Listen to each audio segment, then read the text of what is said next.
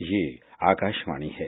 कार्यक्रम सुर्खियों में प्रस्तुत है कोरोना वायरस संक्रमण पर स्वास्थ्य विशेषज्ञ डॉक्टर मधुर यादव से आकाशवाणी संवाददाता आनंद श्रीवास्तव की बातचीत।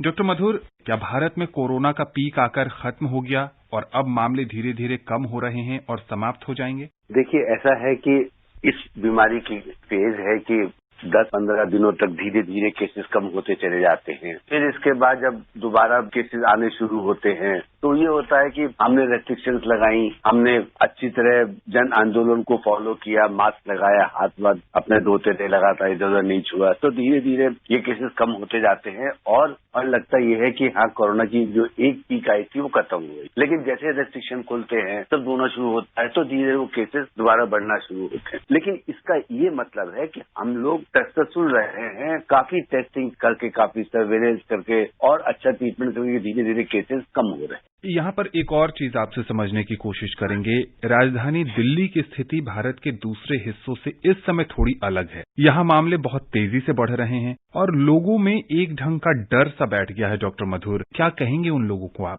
जब पहला वाला सर्ज आया था हम लोगों का जून जुलाई में, तो हमारे 6,624 मरीज लगभग आते थे एक दिन में। जब दूसरा सर्ज आया सितंबर में तो 7,051 थे। अब नवंबर में ये 9,215। इसका ये मतलब हो गया कि ये वाला सर्ज ज्यादा बड़े किस्म का है, ज्यादा लोग आ रहे हैं। शायद इसका कारण एक और भी है, वो ये है कि हम लोगों ने कोविड-19 की जो रेस्ट्रिक्शन थी उसके पालन में थोड़ी ढिलाई बरत दी, थोड़े से कर्व हट गए हैं। जैसे आपने देखा, अनलॉकडाउन काफी कुछ खुल गया है, एक स्कूल छोड़ के बाकी सब शुरू हो गया है, तो धीरे धीरे ये केसेस बढ़ते जा रहे हैं। प्लस टेस्टिंग भी हमारी उसी तरीके से बढ़ रही है, चाहे वो रैपिड एंटीजन टेस्ट हो या वो RT-PCR हो, दोनों बढ़ते जा रहे हैं। तो इसकी वजह से लगता ये है कि नहीं साहब, बहुत ज्यादा केसेस आ गए। लेकिन मैं ये कहना चाहूंगा कि यदि हम अभी भी सुधर जाते हैं और अपने आप को संयमित कर लेते हैं तो हम इससे बच सकते हैं। एक बात कहना चाहूंगा कि डरने वाली कोई बात नहीं है। सरकार ने बेड का अरेंजमेंट अच्छा खासा कर लिया है।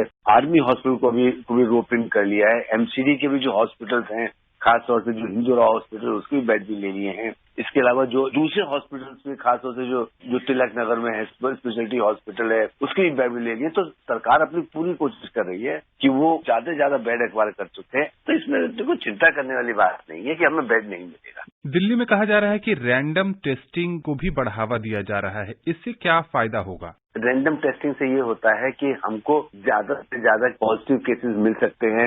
ये मालूम कर सकते हैं कि हमारा पॉजिटिव रेट कितना चल रहा है। प्लस अगर हम एंटीबॉडीज टेस्ट करते हैं तो हमको मालूम चल सकता है कि हमारे लोगों में कितना संरक्षण आ गया, कितनी एंटीबॉडीज आ गई हैं, और फिर हम उसका किस तरीके से सामना कर सकते हैं बीमारी का। डॉक्टर मधुर, एक खबर ये है कि स्वास्थ्य मंत्रालय और दिल्ली सरकार ने ये कहा है कि जिस भी व्यक्ति में, खासकर जो राजधानी में रह रहे हैं, उसमें सामान्य फ्लू के कोई भी लक्षण मिलते हैं, सर्दी, जुकाम, खांसी, बुखार, उनके लिए कोरोना की जांच अनिवार्य हो गई है। आप क्या कहेंगे इस पर? ये जो इन लोगों ने बात कही है बिल्कुल सही है। ये चीज हम पहले लागू कर सकते थे, लेकिन हमारे पास पहले इतने संसाधन नहीं थे कि हम हर एक ऐसे व्यक्ति को टेस्ट कर पाते। कोविड-19 का इन्फेक्शन भी एक वायरल इन्फेक्शन है, ये प्रेजेंट वैसे ही करता है, फ्लू लाइक सिम्टम्स होते हैं। और अब खास तरीके से जबकि हर आदमी बड़ा कैजुअल हो गया है, ये फ्लू लाइक सिम्टम्स, पेट में दर्द, डायरिया, ये दिखाता है कि ये कोविड-19 इन्फेक्शन हो सकता है। तो यदि हम इसको इनिशियली पकड़ लें और हम उसका सही तरीके से इलाज करें तो हम उसके कॉम्प्लिकेशन से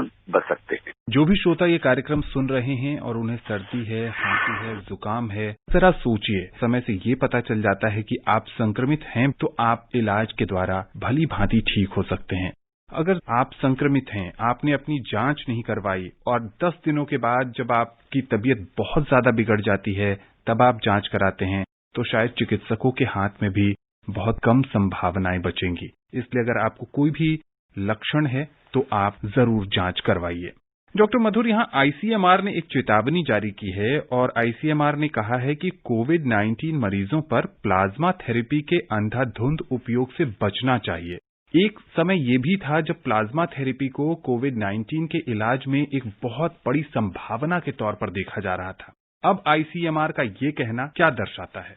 हम लोग जब भी कोई नई बीमारी आती है उसके लिए हर पॉसिबल इलाज ढूंढने की कोशिश करते हैं। शुरू में जब ये बीमारी आई थी तो लगता है कि जो पेशेंट ठीक हो गए हैं उनकी एंटीबॉडीज बन गई है, अगर हम उनका प्लाज्मा देंगे तो पेशेंट को कॉम्प्लिकेशंस कम होंगे और जल्दी ठीक हो जाएगा। लेकिन जब ये काफी इस पर रिसर्च हुई, हमारे यहाँ भी इस पर रिसर्च हुई, तो अल्टीमेटली पाया गया कि इसका देने न देने से बहुत फर्क नहीं पड़ता है। तो आयुष्मान ने कहा कि इसको नहीं देना चाहिए। लेकिन तब तक लोगों में ये भ्रांति फैल गई थी कि यदि हम किसी कोरोना पोस्ट इन्फेक्टेड पेशेंट पे यदि हम उसका प्लाज्मा लेते हैं तो हम जल्दी ठीक हो जाएंगे।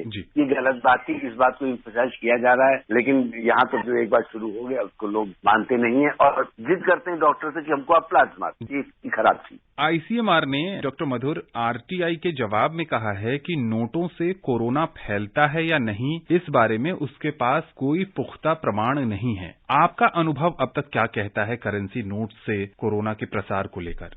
जब हम डिजिटल प्लेटफॉर्म पर आ गए हैं, एक बार इतने सारे हमारे पास अदर मीन्स आ गए हैं, तो हमें करेंसी के नोट कम इस्तेमाल करने चाहिए। तो यदि जहां भी करना है, अभी तक तो ये कह पाना मुश्किल है कि कितना इन्फेक्शन होता है, कितने दिनों तक रहता है। बेस्ट तो ये है कि यदि आपको नोट मिलता है और आपके पास सैनिटाइजर है, आप उसको सैनिटाइज कर लीजिए, थोड़ी देर के लिए छोड़ दीजिए। यदि आपके पास वहां पर उपलब्ध प्रेस है तो आप गर्म प्रेस भी कर सकते हैं उस पर। ये तरीके हैं उनको सैनिटाइज करने के, अपने हाथ सैनिटाइज कर लीजिए और थोड़ी देर के लिए उस नोट को बाहर छोड़ दीजिए सूखने के लिए। बहुत अच्छी बात डॉक्टर मधुर ने बताई कि अगर आपको नोटों का इस्तेमाल करना है तो उसको सैनिटाइज करिए, और अगर आप घर में हैं और आयरन है आपके पास तो उस पर प्रेस कर दीजिए ताकि वायरस की संभावनाएं समाप्त हो जाएं। डॉक्टर मधुर, घर में जो बुजुर्ग हैं उनको कैसे इस संक्रमण से बचाए रखें, क्या सावधानियां बरतने की जरूरत है? एक बात तो ये है कि आजकल लोगों ने इस बीमारी को थोड़ा सा कैजुअली लेना शुरू कर दिया है। मैं चाहूंगा कि आप जब भी कभी बाहर जाएं मास्क पहने, फ्रीक्वेंटली अपने हाथ धोएं, बाहर से आए तो अपने चप्पल वगैरह बाहर निकाल दें, अपने कपड़े धो लें। आपके जो बुजुर्ग हैं उनसे यदि जहां तक हो सके उनसे बच्चों को दूर रखें, बच्चों को बाहर ना ले जाएं और खुद भी यदि जाते हैं तो मास्क का प्रयोग करें और आप अपने बुजुर्गों से कहिए आप भी मास्क का प्रयोग करें और खूब खुले में बैठें ताकि वेंटिलेशन अच्छा हो और बीमारी की लगने की संभावना कम हो जाए। डॉक्टर मधुर, छोटा सा सवाल, आपने बात कही कि बुजुर्गों को खुले में बैठना चाहिए। दिल्ली में जब वायु गुणवत्ता का स्तर थोड़ा गड़बड़ाया हुआ है, क्या आपकी सलाह है बुजुर्गों के लिए, क्या वो बालकनी में बैठ सकते हैं, छतों पर बैठ सकते हैं? ये जो गुणवत्ता वाली बात है जी, ये आपने सही कहा, पर सबसे ज्यादा प्रॉब्लम कब होती है? सुबह के समय, जबकि वो फॉग जो होता है वो हमारे वायुमंडल में अटका सा रहता है, सस्पेंडेड रहता है। एक बार जब धूप निकल आती है तो ये सब हो जाता है और हमारे जो बुजुर्ग हैं वो छत पर बैठ सकते हैं, बालकनी में बैठ सकते हैं और जहां भी धूप आए उस खुले एरिया में बैठ सकते हैं। कोई अच्छी बात नहीं है, घूम भी सकते हैं, लेकिन सुबह और शाम को जबकि धूप ज्यादा होती है कोशिश करें कि आप घर में ही रहें और बाहर ना निकलें। डॉक्टर मधुर, यहाँ एक और चीज आपसे समझने की कोशिश करेंगे। जो दिल्ली के हालात बन रहे हैं, जो संक्रमण के मामले बहुत तेजी से बढ़ रहे हैं और बहुत सारे लोग ये भी कह रहे हैं कि सोशल डिस्टेंसिंग का पालन करना बहुत मुश्किल है जब अनलॉक अपने लगभग, जैसा कि आपने कहा कि विद्यालयों को छोड़कर बहुत सारी चीजें खुल गई हैं। ऐसे में जब लोग बाहर जाते हैं, बाजार में जाते हैं, ऑफिसेज में जाते हैं, जहां लोगों से मिलना ही है, जहां सुरक्षित दूरी बहुत मुश्किल है, सार्वजनिक परिवहन में, बसों में अब पूरी क्षमता के साथ लोगों को बैठाने की बात कही जा रही है। ऐसे में क्या कुछ विकल्प हैं लोगों के पास जिससे संक्रमण को टाला जा सके? विकल्प तो बस ये है कि जब तक जरूरी ना हो, अति आवश्यक ना हो, आप न जाएं। यदि आप जाते हैं तो आप कोशिश करें कि अपना मास्क बिल्कुल ना उतारें, आप जगह जगह ना छुएं, सैनिटाइजर की छोटी शीशी अपने पास रखें, जहां हो सके अपने हाथ साफ कर लें और कोशिश करें कि लोगों से 2 गज की दूरी बना सकें। बहुत मुश्किल है पर ये कोशिश करनी पड़ेगी। इसके अलावा बाकी कोई और इसका, मुझे तो कुछ और इसका समाधान लगता है। गांवों की तुलना में शहरों में संक्रमण के मामले क्यों ज्यादा बढ़ रहे हैं? शहरों में आदमी जो पर एरिया जितने आदमी रहते हैं वो गांव की उपेक्षा कहीं बहुत ज्यादा है। यहाँ पर सोशल डिस्टेंसिंग वाली बात पूरी तरीके से लागू नहीं होती है। दूसरी बात क्या है, गांव का खुला वातावरण होता है, जितना वातावरण खुला हुआ, जितनी वेंटिलेशन ज्यादा होगी ये बीमारी उतनी कम होगी। तीसरी बात ये है कि यहाँ पर लोग सब कुछ फॉलो करते हैं लेकिन कहीं ना कहीं ईमानदारी से चूक जाते हैं, इसलिए ये बीमारी शहरों में ज्यादा है। डॉक्टर मधुर, आकाशवाणी के इस खास कार्यक्रम से जुड़ने के लिए आपका बहुत बहुत शुक्रिया। धन्यवाद। अभी आप सुन रहे थे कोरोना वायरस संक्रमण पर स्वास्थ्य विशेषज्ञ डॉक्टर मधुर यादव से आकाशवाणी संवाददाता आनंद श्रीवास्तव की बातचीत। ये कार्यक्रम आकाशवाणी के समाचार सेवा प्रभाग द्वारा प्रस्तुत किया गया। इसे आप हमारे mobile app news on AIR पर भी सुन सकते हैं। इस कार्यक्रम के संबंध में अपनी प्रतिक्रिया आप हमें ईमेल कर सकते हैं। पता है airnsttalks@gmail.com। ये कार्यक्रम फिर से सुनने के लिए लॉग ऑन करें हमारी website newsonair.com। News Services Division of All India Radio presents Employment News. Welcome to our program Employment News. I'm Anita Anand and with me is Abhishek Mukhopadhyay. Today we'll be discussing about some vacancies in the Central Research Institute for Dryland Agriculture, Division of Agricultural Engineering, Indian Agricultural Research Institute, Town and Country Planning Organization, Ministry of Housing and Urban Affairs, Tata Memorial Centre, Northeastern Council Secretariat, Director General Married Accommodation Project, Vallabhbhai Patel Chest Institute, University of Delhi, Sardar Vallabhbhai Patel National Police Academy, Eastern Zonal Cultural Centre, Ministry of Culture, Directorate of Extension, Ministry of Agriculture and Farmers Welfare, and Saha Institute of Nuclear Physics, Kolkata. Let's begin with sharing some information about Central Research Institute for Dryland Agriculture before we share the vacancies. Central Research Institute for Dryland Agriculture, that is CREDA, was established during 1985 by upgrading the All India Coordinated Research Project for Dryland Agriculture, Hyderabad Centre, to work on development of suitable technologies to enhance the productivity in rain-fed areas. CREDA, along with two All India Coordinated Research Projects, namely on dryland agriculture and agrometeorology, with about 25 centers each located in different parts of the country, strives towards development and popularization of location-specific rain-fed technologies for productivity enhancement. CREDA is a constituent organization of Indian Council of Agricultural Research, ICAR, an autonomous body of Ministry of Agriculture, Government of India. The institute is one of the major organizations within the Natural Resource Management Division of ICAR, responsible for carrying out the research for improvement of rain-fed areas through resource management. Applications are invited to fill one post of Junior Accounts Officer at the Central Research Institute for Dryland Agriculture, ICAR, by permanent absorption of eligible and willing SAS passed personnel from the organized audit and accounts departments and services. The last date for the receipt of the applications through proper channel, along with all relevant documents, is the 30th day from the date of publication of this advertisement. For detailed advertisement and application pro forma, please visit the website icar-crida.res.in. Online interview will be held on 23rd of November 2020 at 10 a.m., scheduled to recruit one post of project assistant under the project Design and Development of Acoustic-Based Gadget for Majority Detection in Melons, in Division of Agricultural Engineering, ICAR, Indian Agricultural Research Institute, funded by Department of Science and Technology, Ministry of Science and Technology, Government of India. The appointment is purely on ad hoc basis, initially for 1 year, subject to renewal on satisfactory performance. Complete details of the advertisement may be viewed or downloaded from IARI website at www.iari.res.in. Reporting time for online interview is 9 to 9:30 a.m. It is proposed to fill up one post of Chief Planner in Town and Country Planning Organization, a subordinate office of Ministry of Housing and Urban Affairs, under composite method. Duly verified application in the prescribed pro forma, which can be downloaded from ccis.nic.in or www.tcpomud.gov.in from eligible and willing officers who can be spared may be forwarded through proper channel to concerned authority within 60 days from the date of this advertisement in the employment news. Officers who apply for the post will not be allowed to withdraw the candidature at a later stage. Applications not received through proper channel or after the due date will be rejected. The Tata Memorial Centre, TMC, invites applications for the following posts: one post of Dispensary Purchase Officer, one post of Kitchen Supervisor, one post of Female Warden. Last date for online applications is 20th of November 2020 up to 5:30 p.m. For details, visit the website tmc.gov.in.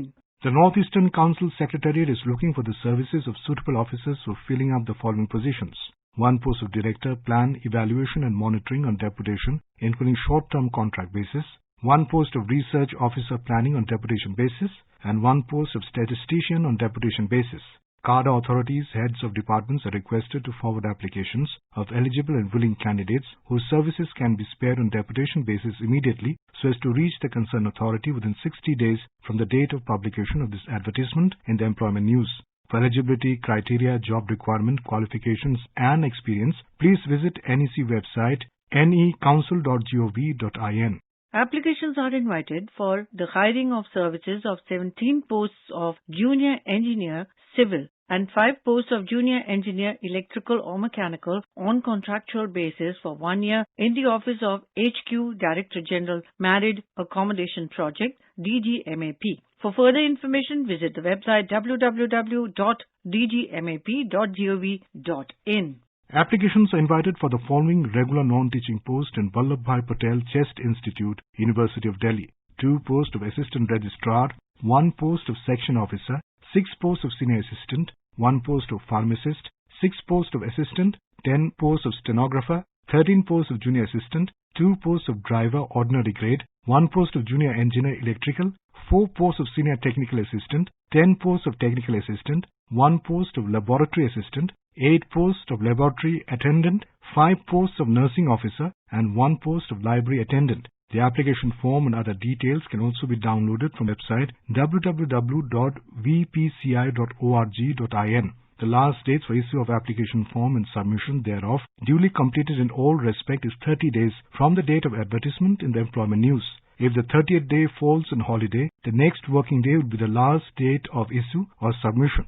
Separate application is required for each post. The Institute reserves the right to increase or decrease or not to fill the above posts if the circumstances so warrant. Any addendum, dedendum or corrigendum shall be posted on the Institute's website only.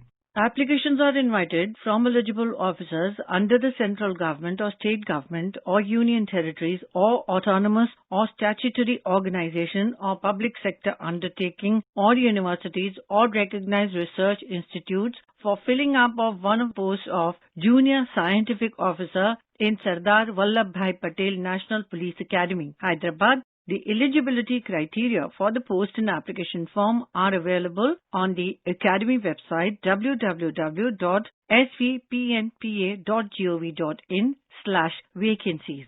Eastern Zonal Cultural Center, Ministry of Culture, Government of India invites applications for the post of Assistant, Finance and Administration. For other details, please visit our website at www.ezcc-india.org. Applications should reach the concerned authority by 25th November 2020. Next is a corrigendum. The last date for receipt of applications for the post of Joint Director Extension, Directorate of Extension, Department of Agriculture, Cooperation and Farmers Welfare, Ministry of Agriculture and Farmers Welfare, the advertisement of which was published in the Employment News dated 15 to 21st of August 2020, stands extended. Applications for this post, complete in all respects, can now be sent so as to reach the concerned authority within 60 days from the date of publication of this corrigendum in the Employment News or Rozgar Samachar. Full details of this vacancy are available on this department's website, that is www.agricoop.nic.in. Applications invited from eligible Indian nationals for filling up one post of Deputy Controller of Accounts on direct recruitment basis in Saha Institute of Nuclear Physics, Kolkata. Application format, eligibility criteria and other details available on www.saha.ac.in. Last date of receiving applications is 7th December 2020. Information about these vacancies has been published in the Employment News. There are more vacancies in the journal. If you wish to read about these employment opportunities in greater detail and more, you may refer to the job journal titled Employment News for information in English, Rozgar Samachar for information in Hindi, and Rozgar Samachar for information in Urdu. It is published by the Publications Division, Ministry of Information and Broadcasting, every week on Saturday. With that, we come to the end of this program. We will meet again tomorrow at 4:20 p.m. You are listening to Employment News. This program was produced and presented by the News Services Division of All India Radio. You can listen to it on our mobile app, News on AIR. This program is also available on our website, newsonair.com. You may email your opinion about this program at airnsttalks @gmail.com with employment news as subject.